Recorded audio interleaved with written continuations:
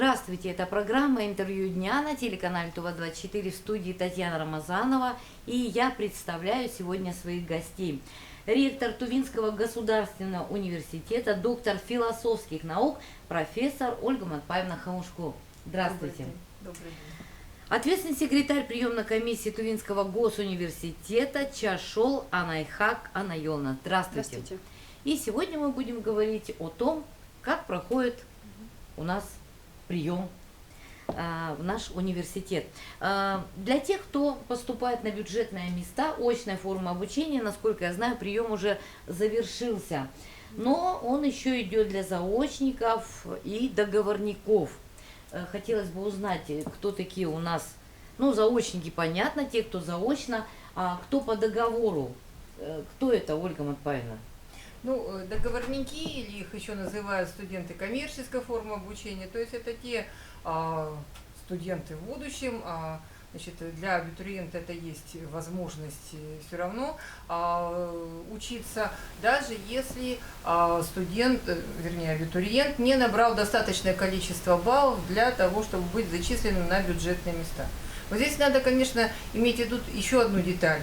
Ведь у нас на сегодняшний день абитуриент может поступать либо по результатам ЕГЭ, либо, если он закончил среднее специальное учебное заведение, он может, значит, сдавать экзамены в том или ином вузе, куда он собирается поступать.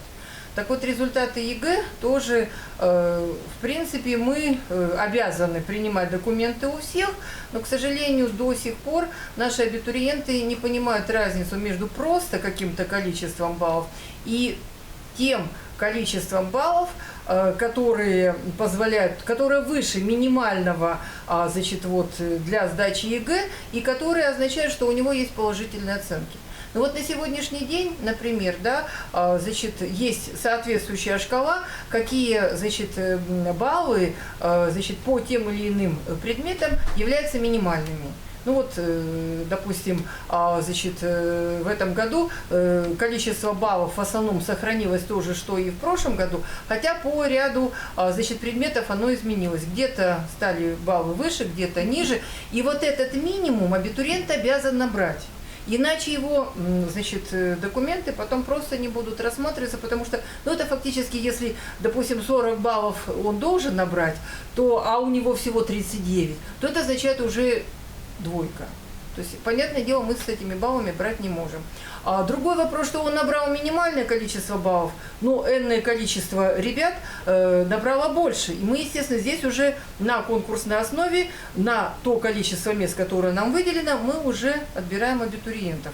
И вот что делать тому абитуриенту, у которого баллы есть, но их не хватает для обучения на бюджетном месте? Он может поступить на коммерческую форму обучения. И с ним заключается договор, причем будущий студент может как сам оплачивать, ну или его родители, естественно, чаще всего это и происходит, либо, допустим, та или иная организация или министерство, ведомство может оплачивать, значит, за него, естественно, с тем, что он потом к ним вернется и будет да. работать. Но чаще всего, конечно, это делают физические лица. Но я так понимаю, что количество мест по договорной основе, оно тоже ограничено. Оно обычно бывает ограничено, но с новым порядком приема 1076 вузам теперь разрешили, если желающих обучаться больше, да, чем количество мест на места по договорам, то мы можем их взять. Теперь это разрешается. А вообще, сколько факультетов в Тувинском госуниверситете? Насколько я знаю, с каждым годом их становится больше. То есть очень широка возможность получить ту или иную, причем востребованную профессию.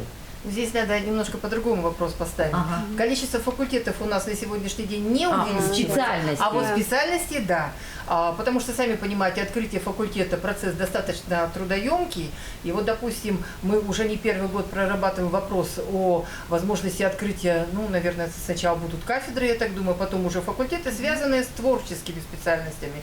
Мы уже не первый год принимаем на народную художественную культуру. Значит, мы практически, значит, подготовили и предварительные этапы, значит, прошли документы на открытие других творческих специальностей. У нас открыта, значит, специальность по библиотековедению, и уже мы целый год, значит, обучали студентов по этой специальности. Поэтому я думаю, что не за горами, значит, тот момент, когда и у нас в Тувинском госуниверситете будет факультет, который будет готовить специалистов как раз вот в творческой сфере, в области культуры, искусства, тем более, что это востребовано, тем более, что вы сами видите, у нас республика достаточно творчески одаренная, и тому свидетельство различные международные фестивали и конкурсы, которые проходят на нашей территории, и наши артисты, музыканты всегда, значит, достойно представляют нашу республику. Что касается специальности, то я вот уже сказала и, значит, назвала те специальности творческого направления, которые уже имеют место быть. Журналистика. Как много мы о ней говорили, был сделан первый набор на коммерческую форму обучения, на бюджетную форму обучения. В прошлом году мы набрали, ну, насколько я могу судить и следить за тем, как идет этот процесс, все это действительно очень интересно и востребовано.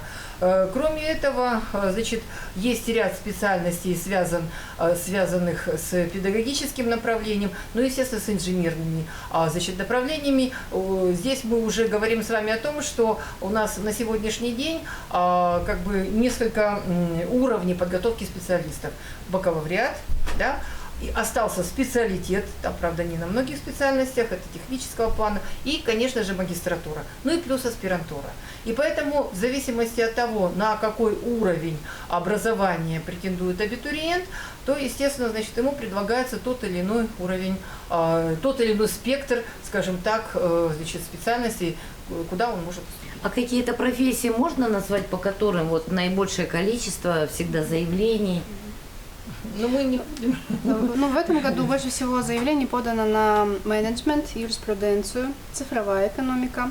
Что интересно, организация работы с молодежью. Также педагогическое направление история и обществознания у нас пользуется популярностью. Ну и специальности инженерно-технического факультета. Это промышленное гражданское строительство, открытые горные работы. Можно я добавлю? Да. Да. Вот я хотела как раз сказать, что мы не будем оригинальны. Конечно же, экономика и юриспруденция остаются в приоритете. Да. Но вот мне, допустим, как ректору и как жителю республики очень приятно, что в этом году количество заявлений на инженерные специальности тоже увеличилось. Это как раз вот и горные работы, это как раз и, значит, строительство. Но о чем это говорит?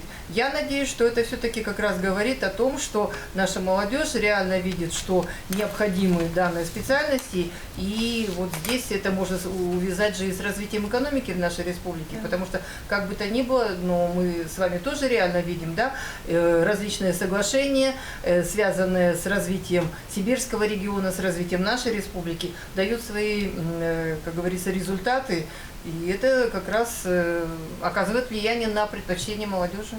Вот мы сейчас говорили вначале о заочниках и тех, кто идут по договору.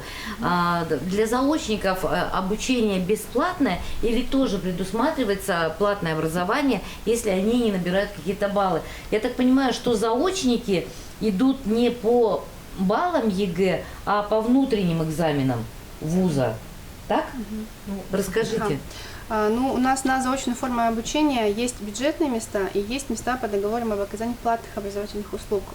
Чаще всего, да, вы правы, на заочную форму обучения идут люди после техникума, и они уже как бы работают и получают образование.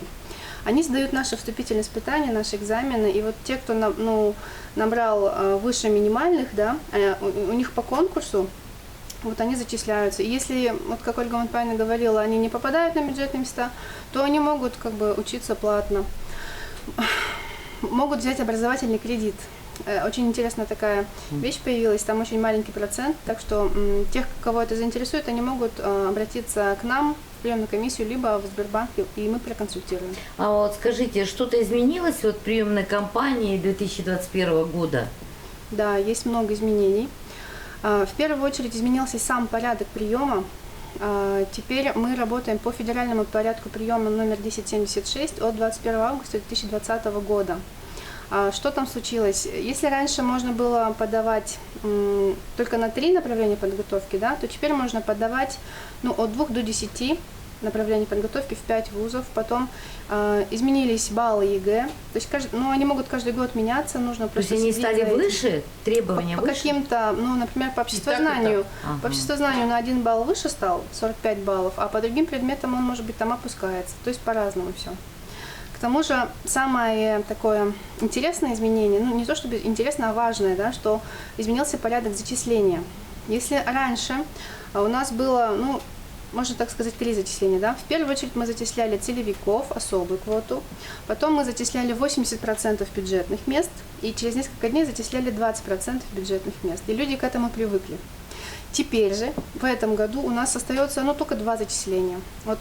6 августа у нас пройдет зачисление на целевую особую квоту очной формы бакалавриата и специалитета, а 17 августа мы сразу же зачислим все оставшиеся бюджетные места. И все. Что же такое зачисление по целевой и особой квоте? Можно я чуть-чуть добавлю к тому, что Найха Канайоловна сказала. На самом деле, те изменения, которые произошли и с которыми мы работаем уже в 2021 году, с моей точки зрения, они упростили процедуру и, скажем так, упорядочили то, что есть. Потому что, вы знаете, это зачисление сначала 80%, потом 20%, зачастую родители путались, абитуриенты тоже путались. Ведь с одной стороны хорошо, что абитуриент может выбирать 5 специальностей, да, огромное количество вузов, он потом так выбирается, он уже не знает, куда ему бежать. Тут еще ведь одна какая вещь. На самом деле, я еще скажу, мы немножко, конечно, наших абитуриентов, скажем так, это моя точка зрения, может быть, она не совсем. Может быть, кто-то скажет, что нет, да на самом деле не так. Но мы на самом деле наших абитуриентов немножко в тепличных условиях держим. То есть мало того, что в принципе мы все на сайте выставляем, они когда нам звонят, иногда наши сотрудники очень долго объясняют, что нужно конкретно делать. И поэтому иногда возникает опять же, скажем так, проблемы, а почему так долго телефон был занят? Только по той простой причине, что отвечали предыдущему абитуриенту. На сайте все есть. На сайте есть в том числе и информация касательно того, и когда сдавать, и куда сдавать, и у кого какой рейтинг. Другой вопрос, что смотреть там нет фамилии, но у каждого человека есть СНИЛС. И там стоит эта конкурсная, скажем так, структура, то есть у кого сколько баллов и так далее, и номер СНИЛС. То есть каждый претендент, он смотрит по своему СНИЛСу, и он уже смотрит, где он находится, сколько перед ним. И, в принципе, молодежь-то уже это очень неплохо знает. Ага, я на 5 специальностей подал, здесь я вряд ли пройду, здесь проблематично, а здесь у меня хорошо. Я быстренько отсюда документы уберу сюда. И вы знаете, буквально иногда за полчаса до закрытия, этой программы они начинают эти все свои документы перебрасывать. И в этом смысле, конечно же, иногда нам бывает сложно, но я говорю, что двухэтапная система зачисления, она в какой-то степени, конечно, упрощает работу приемной комиссии, потому что мы зачислим сначала, абитуриентов по особым квотам, инвалиды, сироты, и так далее. И потом уже будет общее зачисление. Ваш вопрос. И целевиков. Да, и целевиков в том числе. Ага. Ваш вопрос по целевым местам. Кто такие целевики?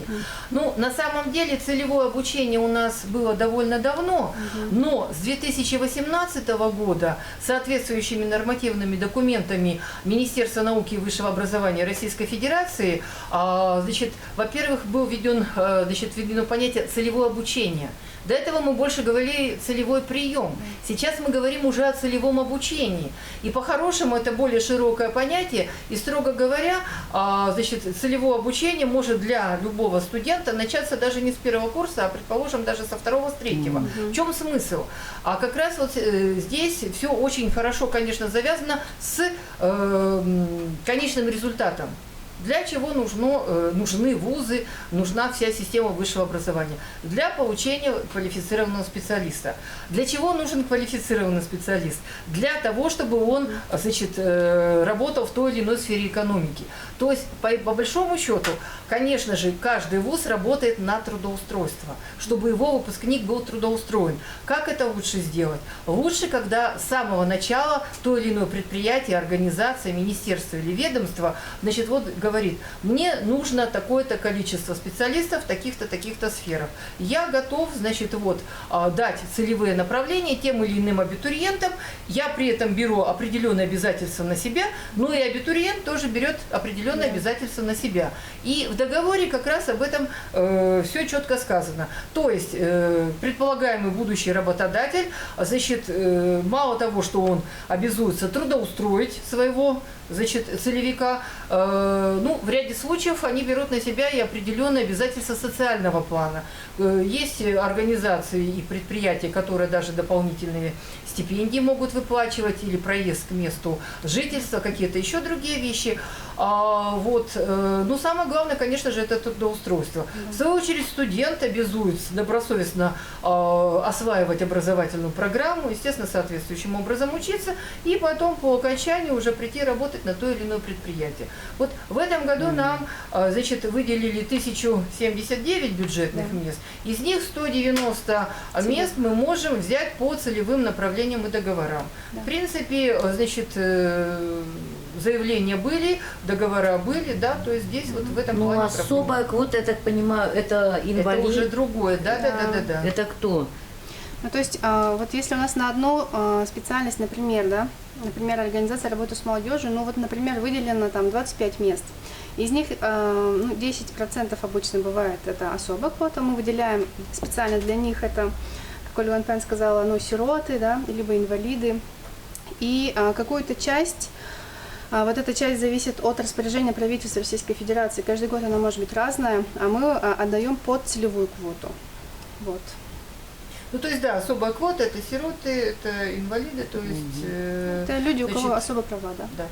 А вот на сегодняшний момент какая-то часть абитуриентов, они ждут результатов зачисления, да?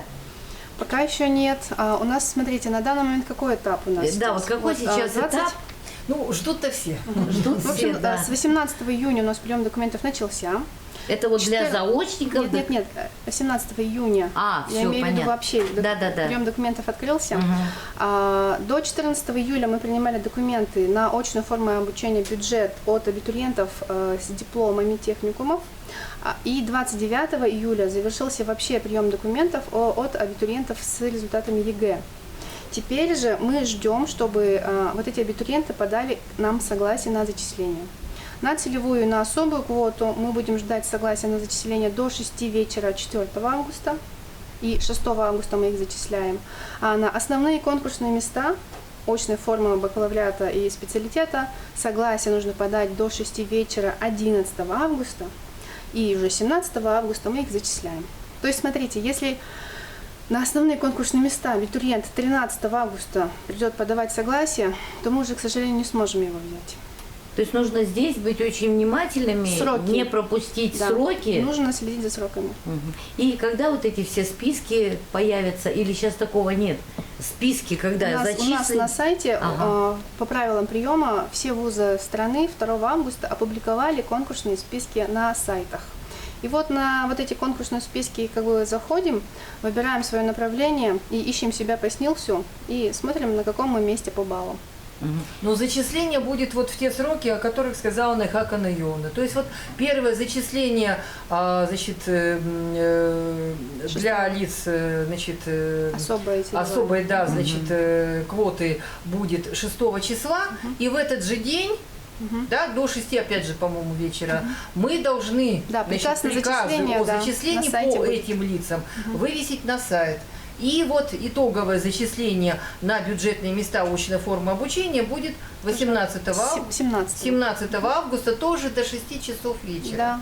Вот я здесь и хотела бы обратить внимание на то, что на самом деле на сегодняшний день все это очень прозрачно. То есть вот вы сами понимаете, результаты ЕГЭ, они вообще есть в общей базе данных. Значит, конкурсная, значит, таблица абитуриентов, она общедоступна. Там несколько кликов, мы уже заходим, и видно, у кого какой балл, кто на каком месте, ничего туда не добавишь. Вот, значит, закончился день приема документов, да, значит, вечером мы закрываем базу данных, и по большому счету ничего внести в нее уже нельзя. То есть теоретически, технически мне говорят, конечно, зайти можно, но когда ты заходил и что-то, если вносил, там тоже будет фиксироваться дата. И если положено, чтобы все закончилось 4 числа в 6 часов вечера, то даже если потом кто-то вдруг зайдет 5 числа, то это будет пометочка, что зашел 5. Значит, это нарушение федеральных требований, ну и соответствующими вытекающими последствиями, которые указаны в соответствующих кодексах, Да. Очень уголовных, здорово, административных и так далее. Все действительно стало прозрачно, доступно. Ваш сайт неплохо работает. Я там бываю, смотрю. Действительно, абитуриенты все могут узнать. Но я думаю, на сегодня мы получили от вас достаточно исчерпывающую информацию. Большое вам спасибо. Вашим студентам, которые поступили, желаем удачи, вам терпения. Сегодня в студии у нас была ректор Тувинского государственного университета, доктор философских наук, профессор Ольга Матпаевна Хамушку, а также Чашол Анайхак Анайоловна, ответственный секретарь приемной комиссии. Спасибо. Спасибо большое. Спасибо. Можно 2 слова еще Да, скажу, конечно. если, как говорится, позволите. Да. Дорогие друзья, уважаемые абитуриенты, родители, я понимаю, что, конечно же, каждому из вас хочется, чтобы ваш ребенок учился в крупном вузе, в крупном городе. Я разделяю, с одной стороны, вашу точку зрения, с другой стороны, хочу сказать, что на сегодняшний день наш вуз действительно представляет собой достаточно развитое образовательное учреждение высшего образования. Мы открываем новые специальности. У нас есть возможность отправлять студентов и в другие города России, и за рубеж. К сожалению, пандемия внесла коррективы в наши действия, но хочу сказать, что за последнее время, ну, в этом смысле, благодаря пандемии, мы в разы улучшили свое инфраструктурное обеспечение для развития цифровой экономики, цифрового образования и так далее. И так далее. У нас прекрасное оборудование, мы сотрудничаем с крупными вузами Российской Федерации, в частности с таким крупным вузом, как Московский физико-технический, значит, университет. И я думаю, что ваши дети могут найти в нашем вузе специальности, которые будут представлять для них большой интерес. Поэтому приходите к нам, мы вам рады. Спасибо еще раз. До свидания. До свидания.